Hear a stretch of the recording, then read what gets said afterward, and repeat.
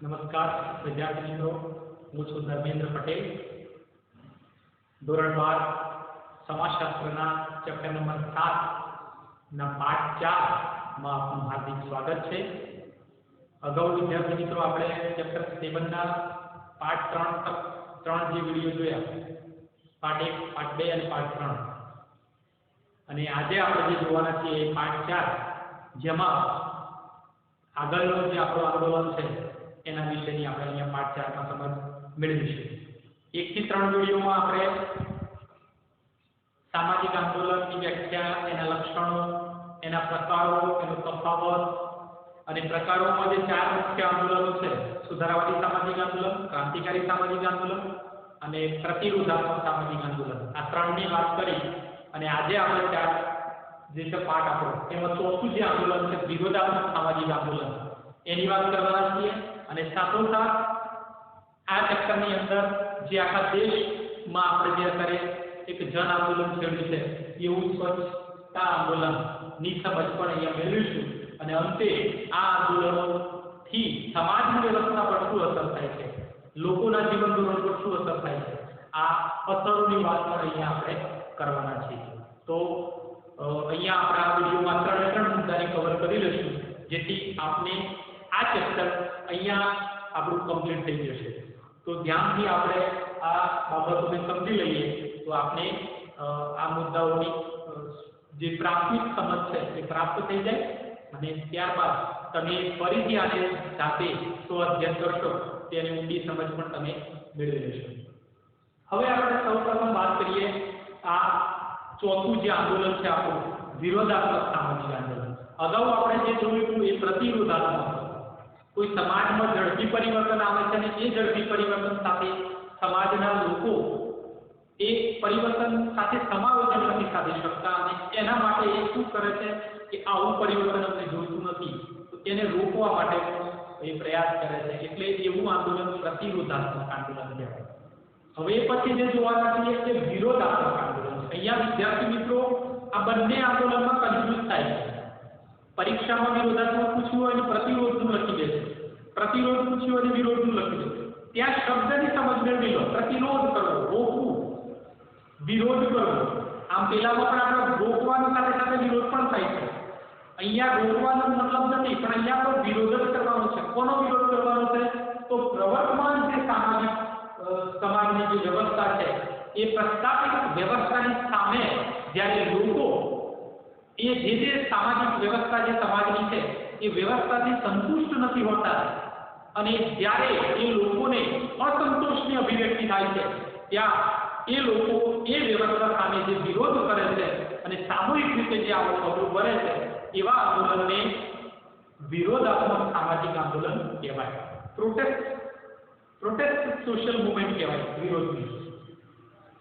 જે શબ્દ પરથી આપણે અહીંયા સમજ્યા છીએ એ રીતે જ આપણે આ આંદોલનને પણ સમજવાનું છે કે સમાજમાં જેમ કોઈ વ્યવસ્થા નવી સ્થપાય છે, કોઈ નવા નિયમ લાગુ પડે છે, કોઈ કાયદા લાગુ પડે છે, તો એ સમય દરમિયાન એ સમાજના કાયદા, નિયમો અથવા તો કંઈક વ્યવસ્થાનું નવું સ્વરૂપ રજૂ થાય છે ત્યારે અમુક સમુદાય અથવા અમુક સમાજના મોટાભાગના લોકોને એ સમાજની વ્યવસ્થા નવી સ્થપાયેલી જે હોય એનાથી અમને સંતોષ નથી થતો કે ભાઈ અમને અનુકૂળ નથી, કોઈ ને કોઈ કારણોસર એમને એ નવી સામાજિક વ્યવસ્થાથી એમને સંતોષ નથી હોતો અને આવો જ્યારે અસંતોષ એમના અંદર ઊભો થાય છે ત્યારે એ લોકો નવી માંગણીઓ રજૂ કરે છે અને એ દ્વારા જે વિરોધ કરીને જે આંદોલન રજૂ કરે છે એવા આંદોલનને વિરોધાત્મક સામાજિક આંદોલન કહેવામાં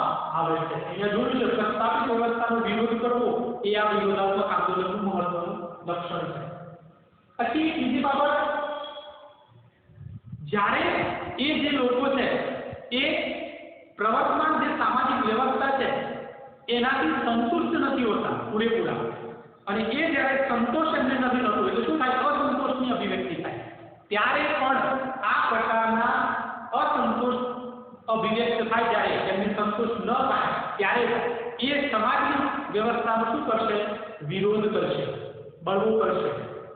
તો આ असंतोषની અભિવ્યક્તિ દ્વારા અથવા તો જ્યારે કોઈ બાબતથી સમાજના લોકોને સંતોષ પ્રાપ્ત નથી થતું, સંતુષ્ટ નથી થતા, ત્યારે એ લોકો દ્વારા જે વિરોધ કરવામાં આવે છે એવા આંદોલનને વિરોધાત્મક સામાજિક આંદોલન કહેવામાં આવે છે. તો અહીંયા આ બાબત પણ જોઈ કે જ્યારે કોઈ વ્યવસ્થાથી સંતુષ્ટ નથી લોકો ત્યારે તેનો વિરોધ કરે છે.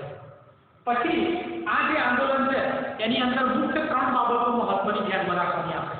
પરીક્ષામાં 2 માર્કનો પ્રશ્ન પણ પૂછાય છે. વિરોધાત્મક સામાજિક આંદોલનની 3 મુખ્ય બાબતો કઈ કઈ છે? તો વિદ્યાર્થી મિત્રો આપણે 3 બાબતો મુદ્દા યાદ રાખીશું. પહેલો મુદ્દો છે અસંતોષ અને અન્યાય માટે. આ વિરોધાત્મક આંદોલન 3 બાબતો પર ખાસ મહત્વ ધરાવે છે. એ 3 બાબતો કઈ છે? અસંતોષ અને અન્યાય માટે વિરોધાત્મક આંદોલન હાથ ધરાય છે, વિરોધ કરે છે લોકો. બીજું માંગણીઓ માટે, ડિમાન્ડ્સ માટે એ લોકો આંદોલન કરે છે, વિરોધાત્મક આંદોલન કહેવાય. અને બીજું વિરોધ માંગણીઓ માટે અને ત્રીજું છે પ્રતિરોધ માંગણીઓ માટે. તો આ 3 બાબતો એ આ વિરોધાત્મક સામાજિક આંદોલનની ખૂબ જ મહત્વની બાબત ગણવામાં આવે છે. માટે આપણે 3 મુદ્દાને યાદ રાખીશું: અસંતોષ અને અન્યાય માટે, માંગણીઓ માટે, પ્રતિરોધ માંગણીઓ માટે. હવે આ 3 બાબતો તમે આ પરીક્ષામાં લખશો એટલે સીધા 2 માર્ક તમને મળી જશે. અને જો આખું આંદોલન પૂછાય છે વિરોધાત્મક આંદોલનની સમજ આપો મુદ્દાસર, તો 3 માર્કનો આ પ્રશ્ન આપણે આ બાબત પહેલા જણાવી દેવાની કે વિરોધાત્મક આંદોલન પ્રસ્થાપિત વ્યવસ્થા સામેનો વિરોધ રજૂ કરે છે. સમાજના જ્યારે લોકો કોઈ બાબતથી સંતુષ્ટ નથી હોતા ત્યારે એ લોકો દ્વારા જ્યારે વિરોધ કરવામાં આવે છે ત્યારે પણ વિરોધાત્મક આંદોલન અસ્તિત્વ ધરાવે છે. હવે કેમ આ વિરોધ કરે છે? તો તેમને આ 3 બાબતો મહત્વની દર્શાવી છે. એક, અસંતોષ થયો હોય અથવા તો એ લોકો ઉપર અન્યાય થયો હોય, કોઈ સરકાર દ્વારા કોઈ પોલિસી રજૂ કરવામાં આવી હોય, કોઈ નીતિ બનાવવામાં આવી હોય અને એ નીતિની સામે જ્યારે કોઈ લોકોને અસંતોષ થયો હોય અથવા તો એમને એવું લાગ્યું હોય કે અમને અન્યાય થયો છે અને એ અસંતોષ અને અન્યાયને વ્યક્ત કરવા માટે જ્યારે મોટાભાગના લોકો ભેગા થાય અને વિરોધ કરે ત્યારે એવા આંદોલનને વિરોધાત્મક સામાજિક આંદોલન કહેવામાં આવે છે. તેનું બેસ્ટ ઉદાહરણ આપણે અત્યારે દેશની અંદર જે કૃષિ બિલ જે રજૂ કર્યું અથવા તો કૃષિનો જે કાયદો સરકાર જે બહાર પાડ્યો, એ કાયદામાં જે ખેડૂત લોકો છે એમનું એવું કહેવું છે કે અમને આ કાયદાથી નુકસાન છે. તો એમને શું થયું? એમને એવું લાગ્યું કે અમારા સાથે અન્યાય થયો છે, અમને આ કાયદાથી પૂરેપૂરો સંતોષ નથી મળ્યો. તો એમના અંદર અસંતોષની લાગણી અભિવ્યક્ત થઈ, અન્યાય થયો એવું લાગ્યું અને એ લોકો એને સરકાર સામે એ લોકોએ શું કર્યું? વિરોધ પ્રદર્શન કર્યો કે આ કાયદાની અંદર સુધારો કરો, અમને અન્યાય છે. તો એ આંદોલન કયું કહેવાય? વિરોધાત્મક સામાજિક આંદોલન. આપણી પાસે એક લેટેસ્ટ ઉદાહરણ મળ્યું અસંતોષ અને અન્યાય સામે કૃષિ આંદોલન, અત્યારે જે ખેડૂતો કરે છે. પછી બીજું છે માંગણીઓ માટેનું આ વિરોધાત્મક આંદોલન થાય છે. આ મહત્વના બાબતો છે જે વિરોધાત્મક આંદોલન કરવા માટે જવાબદાર છે. એક અસંતોષ અન્યાય માટે, માંગણીઓ માટે, લોકોની જે સમાજના જે મોટાભાગના જે યુવા લોકો છે, જે શિક્ષિત લોકો છે, એમને જ્યારે કોઈ અભ્યાસ કરવા છતાં, પરીક્ષા આપવા છતાં જ્યારે જાહેરાત નથી આવતી અથવા તો કોઈ ભરતી નથી આવતી, કોઈ એક્ઝામ નથી લેવાતી, કોઈ પરિણામ જ્યારે બ્રેક થઈ ગયું છે ત્યારે અમુક વિદ્યાર્થીઓનો સમૂહ એને પ્રાપ્ત કરવા માટે માંગણીઓ મૂકે છે અથવા તો કંઈક પોતાની ઈચ્છાઓ રજૂ કરે છે. તો એવી રીતે સમાજમાં આપણે એમ કહી શકીએ કે વિરોધાત્મક આંદોલન થવા પાછળ અમુક માંગણીઓ પણ જવાબદાર છે. અમુક લોકોની કોઈ ચોક્કસ ડિમાન્ડ હોય છે એ પૂરી કરવા માટે પણ આ વિરોધાત્મક આંદોલન હાથ ધરાય છે. ત્રીજું છે પ્રતિરોધ માંગણીઓ માટે. માંગણી તો કરી પણ કેવી માંગણી? એન્ટી ડિમાન્ડ, કે જેમાં કોઈ બાબત બનતી હોય તો બાબતને ન બને એના માટેની ડિમાન્ડ. જેમ કે સમાજની અંદર ગુનાખોરીનું પ્રમાણ વધી જાય, ચોરીનું પ્રમાણ વધી જાય, લૂંટફાટનું પ્રમાણ વધી જાય, સ્ત્રીઓના પર અત્યાચારો વધી જાય, બાળ લોકોનું અપહરણ વધી જાય, ઓર્ગન ટ્રાન્સપ્લાન્ટની પ્રોબ્લેમ વધી જાય છે સમાજમાં, ચાઇલ્ડ ટ્રાફિકિંગની સમસ્યા વધી જાય છે, આપણે ભૂખમરાની સમસ્યા પણ છે. તો આવી બધી સમાજની અંદર જે દૂષણોનું પ્રમાણ વધી જાય ત્યારે એ દૂષણોને અંકુશમાં લાવવા માટે પ્રતિ માંગણીઓ લોકો જ્યારે કરે છે સરકાર સામે, ત્યારે એ પ્રતિરોધ માંગણીઓ માટે પણ પણ જે આંદોલન થાય એને વિરોધાત્મક આંદોલન કહેવામાં આવે છે. ખ્યાલ આવી ગયો વિદ્યાર્થી મિત્રો? આ ત્રણ બાબતોના આધાર ઉપર આ વિરોધાત્મક આંદોલન થતું હોય છે. પરિવાર असंतोष अन्याय माटे, मांगणीओ माटे, प्रतिरोध मांगणीओ माटे, प्रति मांगणीओ माटे। तो एमां आपणे आ प्रमाणे बाबतोने एनी अंदर प्रति मांगणीओमां समावेश करी शकाय के कोई बाबत समाजमां वधी गई होय तो एने अंकुशमां लाववा माटे पण लोको माटे आ एक महत्वनुं एमनुं बाबत बने અને સરકાર સામે વિરોધ કરે એવા આંદોલનને વિરોધાત્મક આંદોલન કહેવાય. તો અહીંયા આપણે આની બાબત યાદ રાખીશું તો આપણને વિરોધાત્મક આંદોલનની સંપૂર્ણ સમજ મળી જશે. હવે પછી આપણે બીજું જે આંદોલન, અહીંયા ચાર આંદોલન પૂરા થઈ ગયા. આપણા સામાજિક આંદોલનના ચાર પ્રકારો: સુધારાવાદી સામાજિક આંદોલન, ક્રાંતિકારી સામાજિક આંદોલન, પ્રતિરોધાત્મક સામાજિક આંદોલન અને ચોથું આપણે જોયું વિરોધાત્મક સામાજિક આંદોલન. અહીંયા ચાર આંદોલન સામાજિક આંદોલનના પૂરા થાય છે. પછી આપણા ટેક્સ્ટ બુકની અંદર એક આખા દેશમાં જે અત્યારે ઝુંબેશ અથવા તો એક જન આંદોલન તરીકે જે અત્યારે પ્રેરાયું છે એ આંદોલન છે સ્વચ્છતા આંદોલન. એ આંદોલનને પણ અહીંયા તમારા અભ્યાસક્રમમાં મૂક્યું છે. કેમ મૂક્યું છે? કેમ કે આ એક સમસ્યા આપણા દેશ માટે ગંભીર સમસ્યા છે. કઈ? તો ગંદકીની સમસ્યા અથવા તો અસ્વચ્છતાની સમસ્યા, પ્રદૂષણની સમસ્યા. તો આ એક એવી સમસ્યા છે કે જે લાંબા ગાળે આપણા શારીરિક અને માનસિક જીવન ઉપર ખૂબ જ વિઘાતક અસર પહોંચાડે એવી છે. તો આ સમાજની અંદર પર્યાવરણમાં જ્યારે પ્રદૂષણ થાય, પર્યાવરણ પ્રદૂષિત થાય તો સમાજના લોકોનું જીવન ધોરણ પણ ખોરવાઈ જાય છે, લોકોનું સ્વાસ્થ્ય ખોરવાઈ જાય છે, લોકોના માનસિક જીવન પર અસર પડે છે, પારિવારિક જીવન પર અસર પડે છે અને આમ લોકોની સંપૂર્ણ જે જીવન ધોરણ છે એની ગુણવત્તામાં ફરક પડે છે. તો સમાજની અંદર જે આપણે સ્વચ્છતા આંદોલન કેમ લાવવું પડ્યું? કેમ કે અત્યારના સમયમાં આપણે એટલું બધું ઇન્ડસ્ટ્રીયલ ડેવલપમેન્ટ કરી દીધું છે, એટલી બધી ટેકનોલોજી આપણે નવી હાયર કરી છે. તો એના નવા રાસાયણિક ખાતરો શોધ્યા છે, નવી સીડ્સ અને પેસ્ટિસાઇડ્સ પણ આપણે નવી સંશોધિત કરી છે. તો નવા રાસાયણિક ખાતરો, દવાઓ, બિયારણો, હાઇબ્રિડ, તો એના લીધે આપણી જમીનની અંદર પછી નવા કેમિકલ ફેક્ટરીઓથી પાણી પ્રદૂષિત થાય છે, ફેક્ટરીઓથી carbon monoxide, carbon dioxide, sulphur dioxide જેવી ગેસથી પ્રદૂષણ વાયુનું પણ થાય છે, નવા સાઉન્ડ સિસ્ટમથી ધ્વનિનું પણ પ્રદૂષણ થાય છે, નવા સંશોધનોથી અલ્ટ્રાવાયોલેટ કિરણોથી આપણું કિરણોત્સર્ગનું પ્રદૂષણ થાય છે, રેડિયો એક્ટિવ પ્રદૂષણ થાય છે, મોબાઈલના ટાવરથી. તો આમ સમગ્ર રીતે આપણા દેશની અંદર પ્રદૂષણની સમસ્યા એ ગંભીર સમસ્યા આપણા દેશ માટે નહીં પણ આખા વિશ્વ માટે બની ગઈ છે. અને એના માટે જ આપણે અત્યારે જોઈ રહ્યા છીએ કે ધીરે ધીરે જે ઓઝોન પરતની અંદર ગાબડું પડી રહ્યું છે અને એના લીધે ત્યાંથી સીધી જે અલ્ટ્રાવાયોલેટ કિરણો આપણે પૃથ્વી પર પડશે તો આપણા પૃથ્વીનું ટેમ્પરેચર હાઈ થઈ જશે અને એના લીધે ભવિષ્યમાં બહુ મોટી ગંભીર સમસ્યાઓ, ગ્લેશિયર પીગળી જશે, ટુંડ્રા પ્રદેશો પીગળી જશે. તો ત્યાંથી જે પાણી બનશે એ સીધું આપણા દરિયાની અંદરથી સીધા આપણા સતહ પર આવી જશે તો આપણું જીવન ધોરણ નાશ પામી જશે.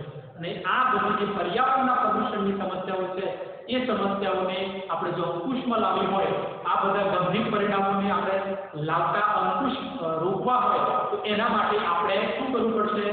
આપણે બધે જાગૃત થવું પડશે. જાગૃત થવાની સાથે સાથે આપણે એવા સુધારા પગલાં લેવા પડશે કે આપણે આ પર્યાવરણને દૂષિત થતા અટકાવી શકીએ. અત્યારે આપણે જ્યાં ત્યાં કચરો ફેંકી દઈએ છીએ. તમે જુઓ હજારો ટન કચરો શહેરોમાં હલવાતો જાય છે.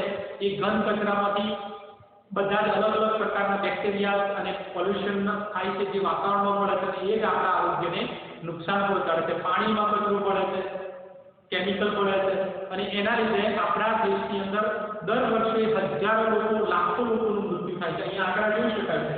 25 માર્ચ 2014ના રોજ જે જીનીવા જે સ્થળ હતું ત્યાં એક કોન્ફરન્સ પરિષદ ભરાઈ હતી અને ત્યાં વર્લ્ડ હેલ્થ ઓર્ગેનાઇઝેશન દ્વારા, WHO નું ફૂલ ફોર્મ શું થાય?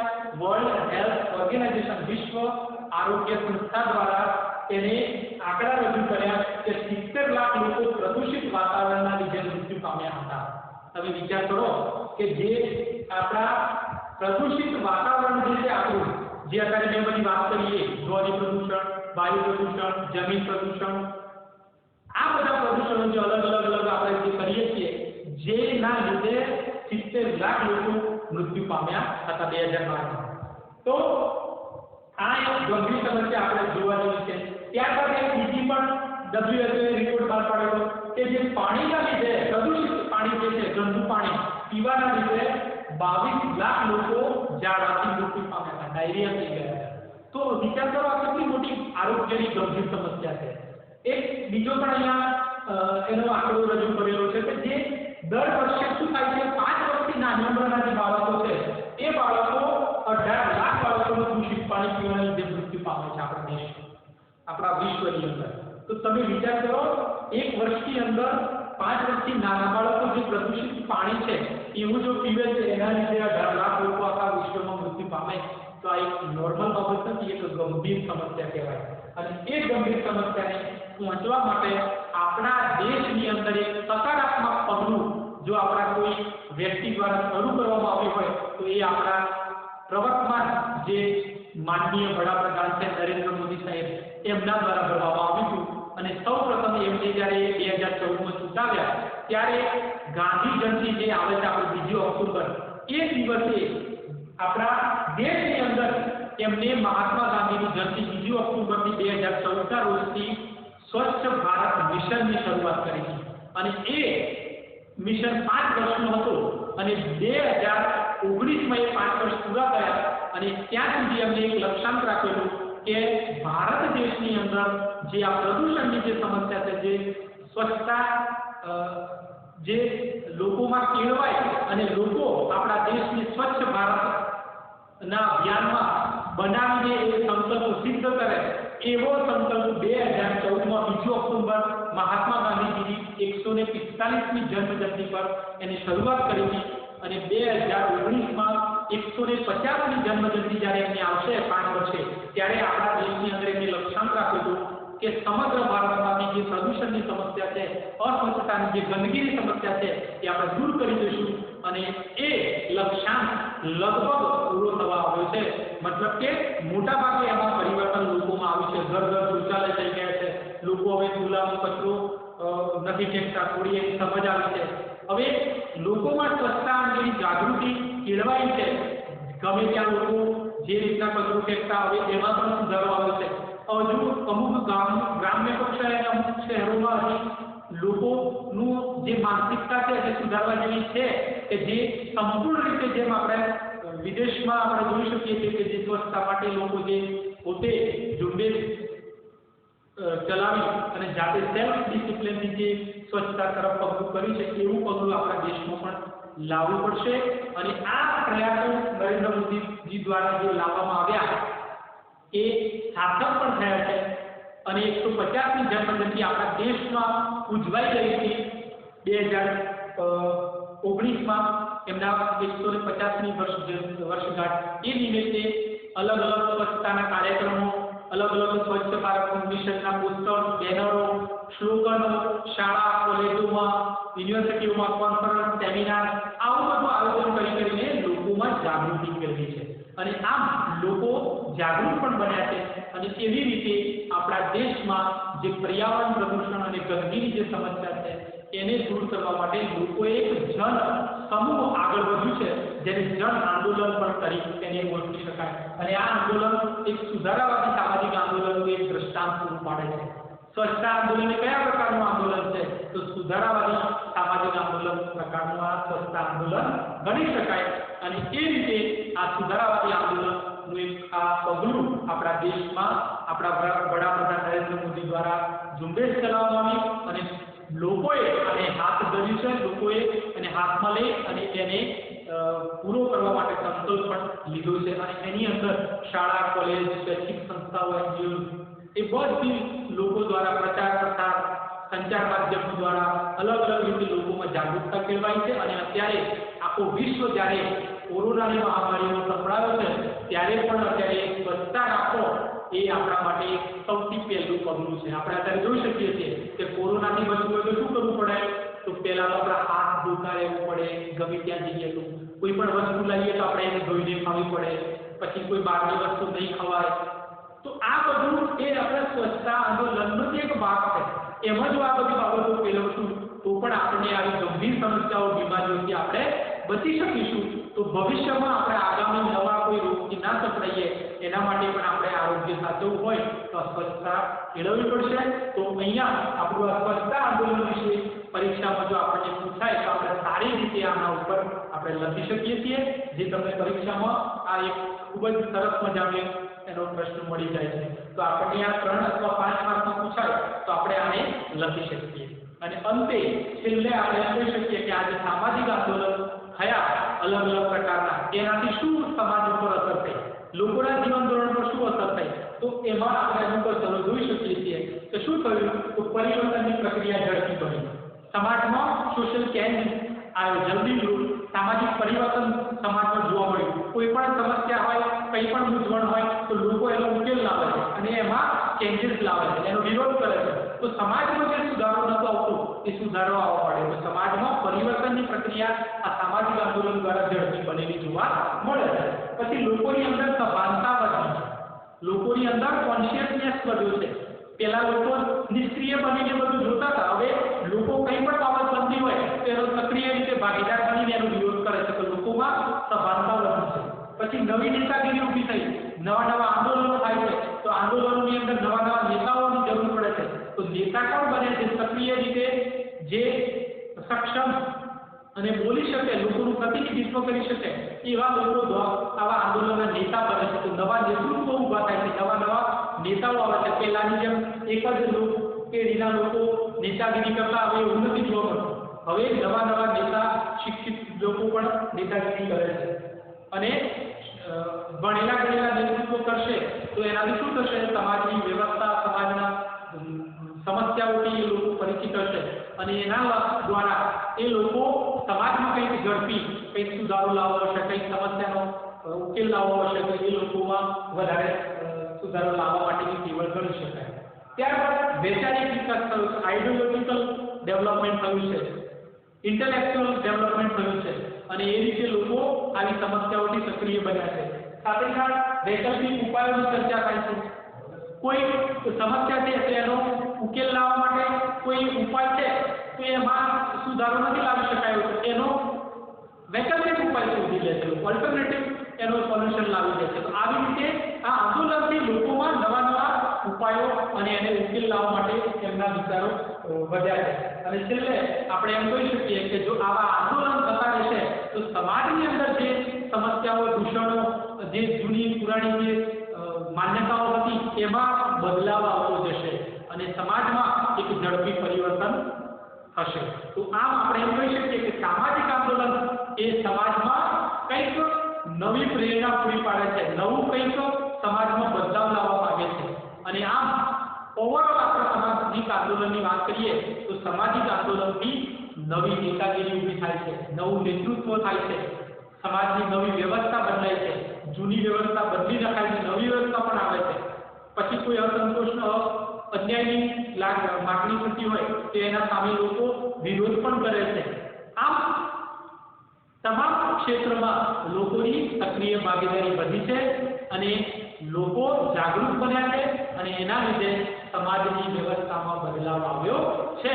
તો અહીંયા આપણું જે ચેપ્ટર નંબર 7 છે એ અહીંયા સામાજિક આંદોલન એ પૂરું થાય છે અને અહીંયા આ 4 વિડિયો જે બનાવ્યા આપણે ચેપ્ટર 7 ના એ તમે વારંવાર જો આને નિહાળશો તો તમને આની સંપૂર્ણ સમજ પ્રાપ્ત થઈ જશે અને એના પછી તમે જ્યારે એના સ્વાધ્યાયના પ્રશ્નો જોશો તો તમને દરેક પ્રશ્નની સારી રીતે એની જવાબ લખવાની માહિતી પ્રાપ્ત થઈ જશે અને તમે સારામાં સારું પરીક્ષામાં તમારો દેખાવ કરી શકશો.